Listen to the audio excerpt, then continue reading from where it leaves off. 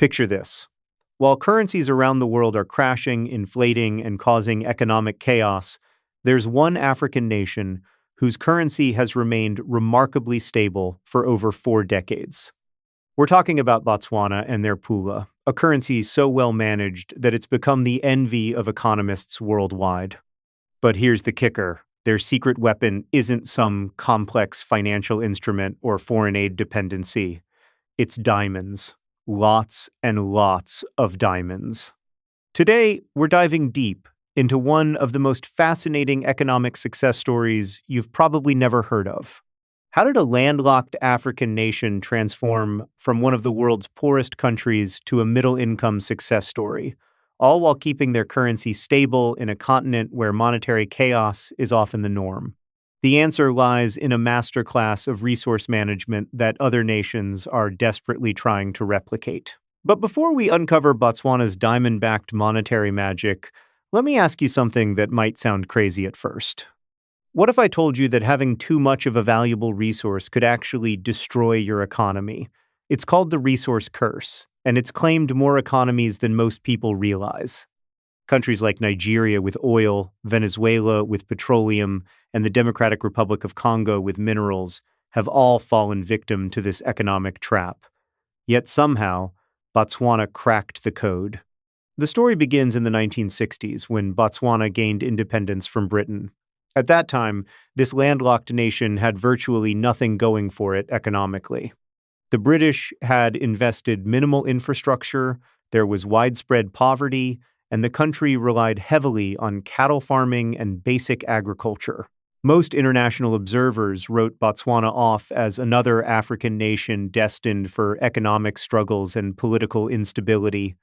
But then something extraordinary happened in 1967.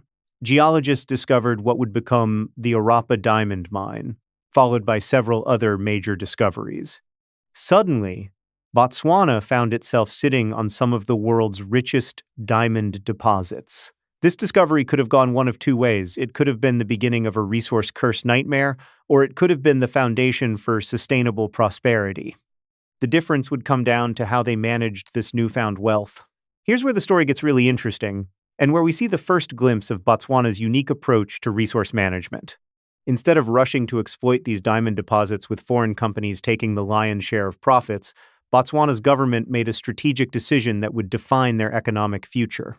They negotiated a partnership with De Beers, the diamond giant, but on terms that were unprecedented for an African nation at the time. The result was Botswana, a joint venture where the Botswana government owns 50% of the operation. This wasn't just about getting a fair share of the profits. It was about ensuring that diamond revenues would flow directly into government coffers in a predictable, manageable way. But having money is one thing. Managing it properly is an entirely different challenge. This is where Botswana's approach becomes truly revolutionary. Rather than spending diamond revenues as they came in, which is what most resource-rich countries do, Botswana established what's known as a sovereign wealth fund. They called it the Pula Fund, and its purpose was to save and invest diamond revenues for future generations while also providing a buffer for economic stability. Think about this strategy for a moment. When diamond prices are high and revenues are flowing in, most governments would be tempted to increase spending immediately. Build more roads, expand government programs, maybe even reduce taxes. It's politically popular and provides immediate gratification. But Botswana's leaders understood something crucial. Diamond revenues are volatile and finite. What goes up can come down, and what exists today might not exist tomorrow.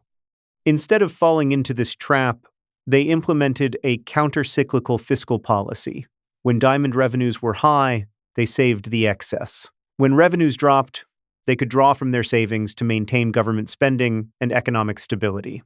This approach created a natural shock absorber for their economy, protecting the Pula from the wild swings that typically accompany resource-dependent economies.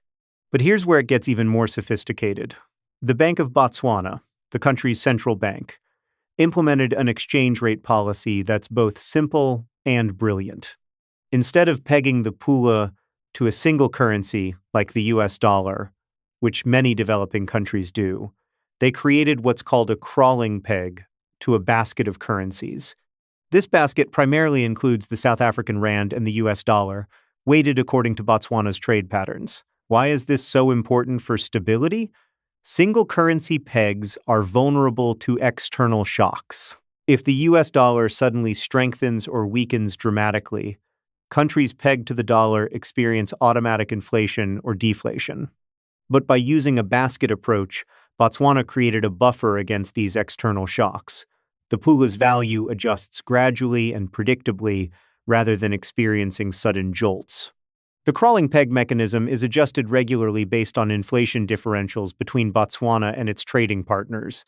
This prevents the Pula from becoming overvalued or undervalued over time, which helps maintain the competitiveness of Botswana's non-diamond exports while preventing the importing inflation that could destabilize the economy. Now, you might be wondering how they avoid the classic resource curse problem known as Dutch disease. This is when a booming natural resource sector causes a country's currency to appreciate so much that it makes all other industries uncompetitive. The result is an economy that becomes dangerously dependent on a single resource with declining manufacturing and agriculture sectors. Botswana's solution was multifaceted. First, their exchange rate policy prevented excessive currency appreciation. Second, they invested heavily in infrastructure, education, and institutions using diamond revenues. Rather than just consuming the wealth, they used it to build the foundation for a more diversified economy. The education investments are particularly noteworthy. Botswana went from having virtually no secondary education system at independence to achieving near-universal primary education and rapidly expanding tertiary education. They understood that human capital development was essential for long-term economic diversification and stability. Infrastructure investments were equally strategic. They built roads, telecommunications networks, and power systems that not only supported the diamond industry, but also created the foundation for other economic activities. The goal wasn't just to extract diamonds efficiently. It was to build an economy that could eventually thrive without diamonds. But perhaps most importantly, they invested in institutions. Botswana developed strong governance structures, transparent financial management systems, and effective regulatory frameworks. These institutions provided the credibility and predictability that international investors needed to have confidence in the Pula and the broader economy. The transparency aspect cannot be overstated. Unlike many resource-rich countries where diamond or oil revenues disappear into corruption or poorly managed projects, Botswana established clear accounting for resource revenues. Citizens can see where the money comes from and where it goes. This transparency reduces the risk of capital flight and maintains confidence in the currency. Let's talk numbers for a moment because the results speak for themselves. Since the 1970s, Botswana has maintained an average inflation rate of around 6%, which is remarkably stable for a developing country, especially one in Africa. Compare this to many other African nations that have experienced hyperinflation, currency collapses, and economic instability. The Pula has not only remained stable but has actually appreciated against many currencies over the long term. This reflects the underlying strength of Botswana's economy and the effectiveness of their monetary management. International reserves have grown consistently, providing additional stability and confidence in the currency. But the stability isn't just about numbers on a chart. It has real-world implications for ordinary Botswanans. Stable currency means predictable prices for imports, which is crucial for a landlocked country that relies on imports for many goods. It means that savings don't get wiped out by inflation, encouraging domestic investment and financial planning. For businesses, currency stability provides the predictability needed for long-term planning and investment. Companies can enter into contracts, plan expansions, and engage in international trade without worrying about sudden currency movements that could wipe out profits or make operations unviable. However, Botswana's story isn't without challenges, and understanding these challenges is crucial for grasping the full picture. The global diamond market isn't what it used to be. Lab-grown diamonds are becoming more popular and affordable, potentially reducing demand for natural diamonds. Additionally, younger consumers are increasingly conscious about the ethical and environmental implications of diamond mining. Climate change and environmental concerns add another layer of complexity. Diamond mining, while less environmentally destructive than some other forms of mining, still has significant environmental impacts. There's growing pressure for more sustainable practices and, eventually, for economies to transition away from extractive industries entirely. Botswana's government recognizes these challenges and has been working on economic diversification for years. They've invested in sectors like tourism, leveraging their wildlife and natural beauty. The country has also been developing manufacturing capabilities and trying to become a regional hub for services like finance and telecommunications. The COVID-19 pandemic provided a real-world test of Botswana's economic resilience. Diamond demand plummeted as luxury spending collapsed worldwide. This could have been a disaster for a diamond-dependent economy, but Botswana's fiscal buffers allowed them to maintain essential government services and support their economy through the crisis. The response to the pandemic also highlighted the strength of Botswana's institutions. The government was able to implement health measures, provide economic support, and maintain currency stability even as diamond revenues fell dramatically. This is exactly the kind of shock that destroys currencies in less well-managed economies. Looking forward, Botswana faces the challenge of transitioning from diamond dependence while maintaining the stability that has served them so well. This transition needs to happen gradually to avoid economic disruption, but it also needs to happen fast enough to prepare for a future where diamonds might be less central to the global economy. The lessons from Botswana's success are applicable far beyond their borders. Other resource-rich countries are studying Botswana's model and trying to adapt it to their own circumstances. The key principles: save during boom times, invest in productive capacity, maintain strong institutions, and implement appropriate exchange rate policies are universal, even if the specific implementation varies. What makes Botswana's case particularly interesting is that they achieved this success in one of the world's most challenging economic environments. Sub-Saharan Africa has faced numerous economic headwinds over the past several decades, from commodity price volatility to political instability to external debt crises, yet Botswana managed to maintain steady growth and currency stability throughout these challenges. The political dimension of Botswana's success shouldn't be underestimated either. The country has maintained democratic governance and peaceful transitions of power since independence. This political stability has reinforced economic stability, as investors and international partners have confidence that policy continuity will be maintained regardless of which party is in power. The Bank of Botswana's independence and professionalism have been crucial factors in maintaining currency stability. Unlike central banks in some countries that face political pressure to finance government spending through money printing, the Bank of Botswana has maintained its focus on price stability and sound monetary policy. The bank's approach to foreign exchange management is also sophisticated.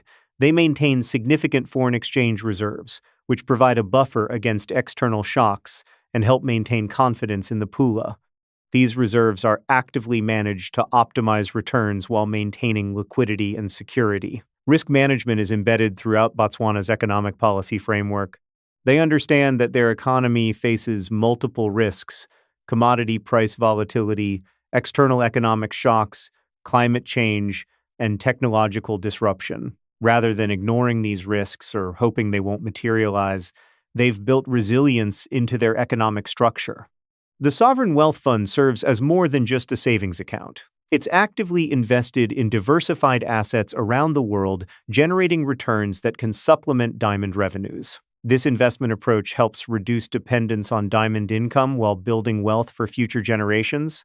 Education and human capital development remain central to Botswana's long-term strategy. They understand that sustainable economic development requires a skilled workforce that can adapt to changing economic conditions. Investments in education today are investments in economic diversification and resilience tomorrow. The success story also highlights the importance of learning and adaptation. Botswana's policies have evolved over time as circumstances changed and as they learned from both their successes and challenges. This flexibility and willingness to adapt has been crucial for maintaining relevance and effectiveness. International partnerships have played a supportive role in Botswana's success, but the key decisions and policies have been homegrown. This ownership of their development path has been important for maintaining policy coherence and ensuring that external advice is adapted to local circumstances rather than imposed from outside. As we wrap up this deep dive into Botswana's remarkable monetary success story, it's worth reflecting on the broader implications.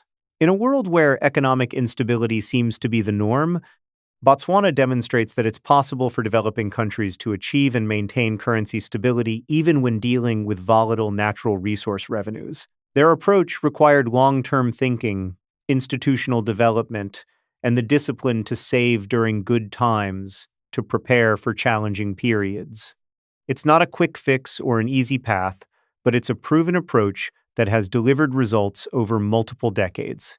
The Pula's stability isn't just an economic achievement, it's a foundation for broader social and political stability. When people can trust their currency and plan for the future, it creates the conditions for investment, entrepreneurship, and long-term development. For other countries facing similar challenges, Botswana's example provides both inspiration and practical lessons. The specific policies might need to be adapted to different circumstances, but the underlying principles of sound fiscal management, institutional development, and long-term planning are universally relevant. What's your take on Botswana's approach? Do you think other resource-rich countries could replicate this success, or are there unique factors that made it possible in Botswana's case? Share your thoughts in the comments below, and don't forget to subscribe for more deep dives into the world's most fascinating economic stories. Next week, we'll be exploring another African success story that's been flying under the radar, so make sure you hit that notification bell to stay updated. The story of the Pula proves that with the right policies and institutions, even the most challenging economic circumstances can be transformed into sustainable prosperity. It's a reminder that good governance and sound economic management can make all the difference between success and failure in the modern global economy.